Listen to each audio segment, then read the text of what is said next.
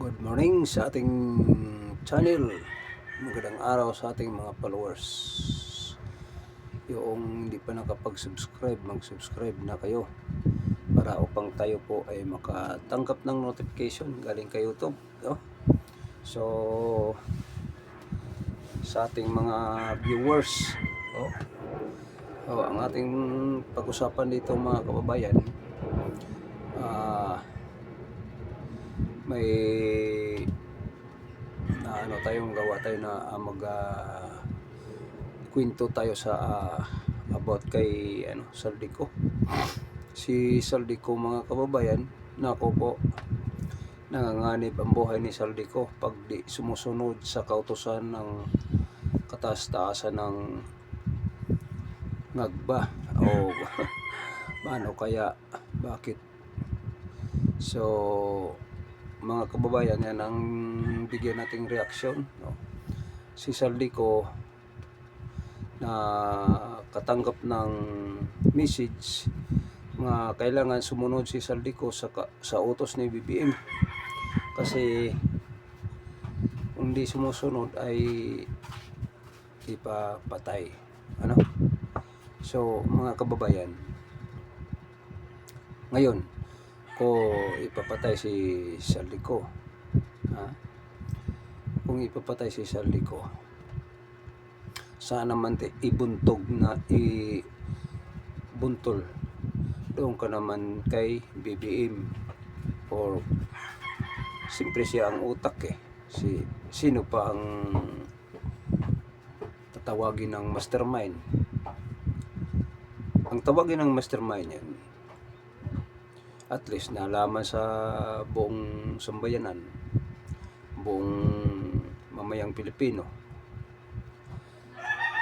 na kunyari lang kung ipapatay si Saldico ni BBM, ang yan, mabuntugan yung si Inday Sara.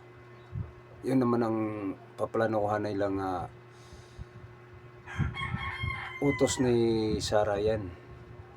Ganun ang mangyayari yun, diba? Magaling sila magagawa ng script para may ibabato sila kay Inday Sara.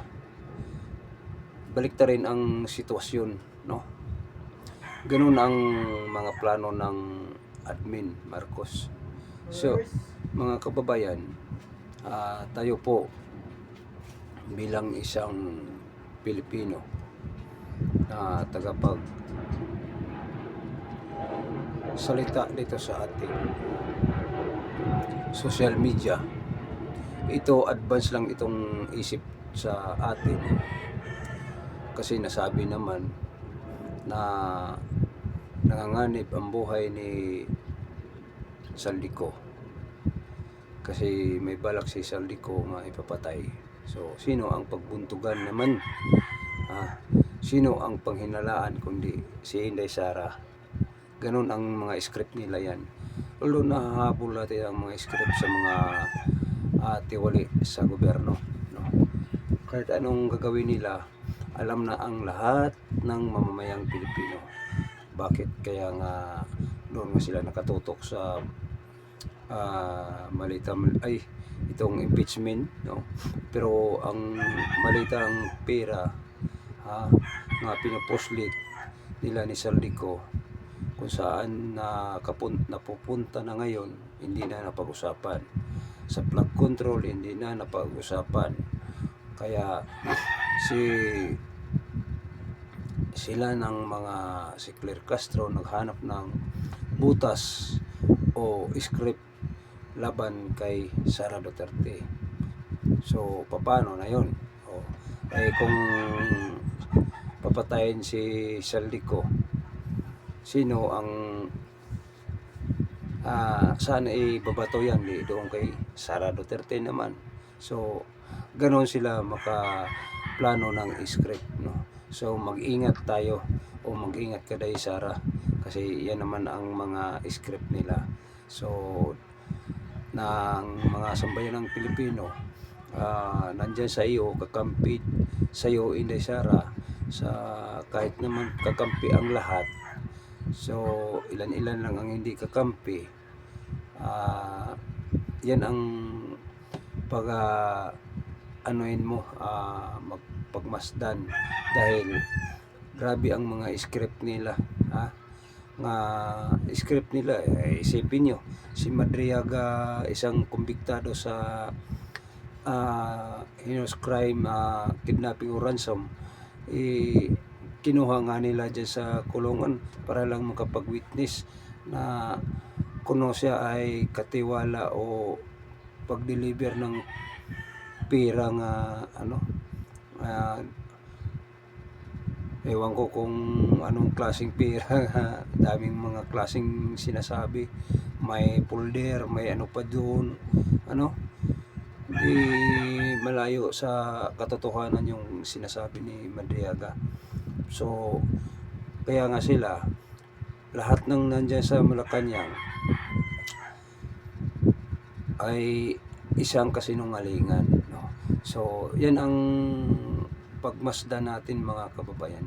So itong umaga, ang di pa nag-subscribe, mag-subscribe kayo, kasi lalo na kung baguhan pala kayo dito sa ating YouTube channel, hindi pa, lalo nang di pa nakapag-subscribe, mag-subscribe kayo para makatanggap tayo ng notification galing kay YouTube. So ang importante doon na subaybayan ninyo, mga kababayan, no? So yan naman ang ating mga nasasagap natin ng mga balita sa ating mga kasamang mga tagapagsalita rin sa kahanginan o sa social media kagaya sa atin, no? Ulitin ko, itong mga diehard supporters sa ating channel ay kahit papaano, mga kababayan, ay magpapatuloy pa rin tayo, no? So hindi na natin patagalin na tayo po ay nakagawa ng magandang nakikita natin kung ano ay dagan ng panahon o dagan sa ating Inday Sara.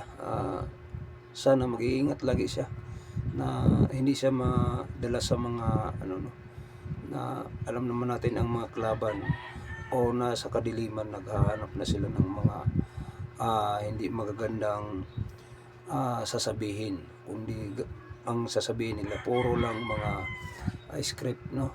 So maraming salamat sa inyo, mga kababayan. Thank you po.